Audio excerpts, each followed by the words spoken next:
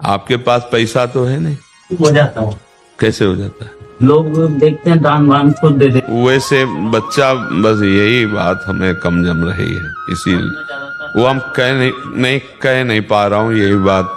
अगर तुम बच्चा लेबरी करके पैसा कमा के और फिर अपना खाते हुए साइकिल से जाते, बहुत तुम गृहस्थ होकर बच्चा फिर वो अंधा बट्टे पड़ा चबाए वाली बात सुनाओ। एक अंधा एक दुकान में गया, वहां मूंज की रस्सी बटी जाती थी, तो उससे और कुछ देखने वाली काम तो हो नहीं सकती, बटना आता था। तो कहा कि 1 रुपया 1 हाथ रस्सी। सुबह से शुरू किया, उधर भैंस का पड़ा लगा था और वो मूंज की थी, वो जितना सकिलाता वो चबाता जाता। जब शाम हुई वो जितना हाथ में था उतना ही था, पूरी रस्सी चबा गया पड़ा, कुछ नहीं मिला। कुछ ऐसा ही होता है बच्चा, अंधा बटे और पड़ा चबाए, एक कहावत है।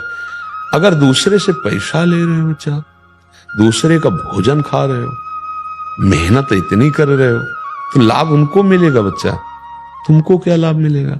क्योंकि तुम गृहस्थ वेश में हो। अगर विरक्त वेश है तो बात अलग बन जाती है, भगवान जैसे चलावे अब उनके। तुम गृहस्थ हो, हम गृहस्थों से प्रार्थना करते हैं, कहीं भी कुछ बट रहा हो ऐसे मत करना, तुम्हारे पुण्य क्षीण हो जाएंगे। जैसे परिक्रमा हो रही, हलवा बट रहा है, यार भूखे मर रहे हो, घर में जाकर नमक रोटी खा लेना, उपवास करके परिक्रमा कर।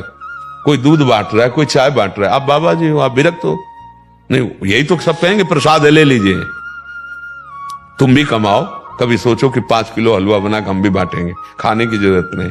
बच्चा हमारी बात मान लेना, कह इसलिए नहीं पा रहे हो कहीं तुम्हें बुरा न लग जाए। ये बच्चा लाभ मिलने के कम चांस हैं इसमें। जो आपकी सेवा करेगा वो आपको अंधा बटा और पड़ा चबा गया। किसी का अपनी मेहनत करके फिर जो करते और किसी से मतलब न रखते, तो बहुत बड़ी उपलब्धि हो जाएगी, 12 ज्योतिर्लिंग। अब बचा ये दान पुण्य की बात, तो तुम इस वेश में थोड़ा कम ठीक है। मार्ग है ना, प्रवृत्ति और निवृत्ति मार्ग। जैसे गृहस्थ आप जन हो, किसी आश्रम में जाओ, भोजन मिल जाए तो आप चाहे 50 रुपया दो, वहां दे दो चुपचाप। फ्री भोजन मत लो, फ्री सेवा मत लो, तो आप आए हो पुण्य प्राप्त करने के लिए, आपको प्राप्त हो जाएगा। अगर विरक्त है तो अब उसका आधार भगवान है, जैसे चलावें। आप लोग गृहस्थ हैं, तो गृहस्थ वेश में बच्चा हो तो मुझे लगता है इसका सुधार कर लो।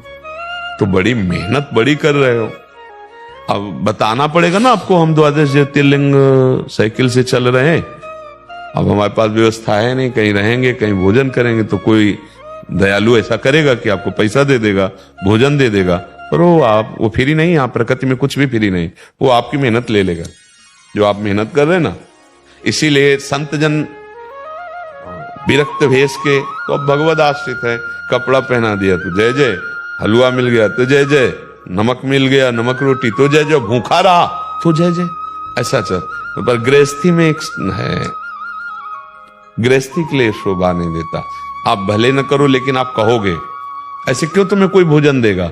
आप पहले कहोगे मैं 12 ज्योतिर्लिंग साइकिल से यात्रा कर रहा हूं, मेरी कोई व्यवस्था नहीं है, जो भगवान करते हैं वही कर देते हैं। अब ये बात सुनकर सबको लगेगा कि थोड़ा अर्थ व्यवस्था, थोड़ा भोजन व्यवस्था, वो आपको सब जो वो सब जा रहा है, आपके जेब का धन, जो ये मेहनत है ना, ये जा रही है। समस्त गृहस्थों से प्रार्थना है, कहीं भी आप तीर्थयाटन में जाएं, किसी का खाए नहीं।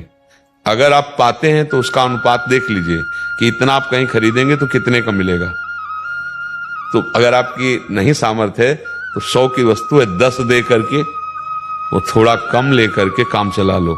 अगर आप भरपूर वहां सेवा लेते हैं, मुझे आए थे सुकृत करने, वो आपके सुकृत और जो पुराने भी थे वो वहां, यही बहुत होश की बातें होती है, सत्संग से यही पता चलता है।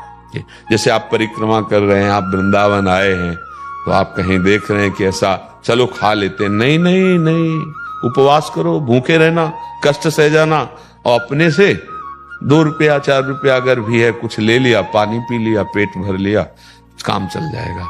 हमें दूसरे का नहीं, मेहनत करके पाना है गृहस्थ धर्म में। यही तो गलतियां हो जाती, तभी लाभ नहीं मिलता कि हम गए थे तीर्थयाटन करने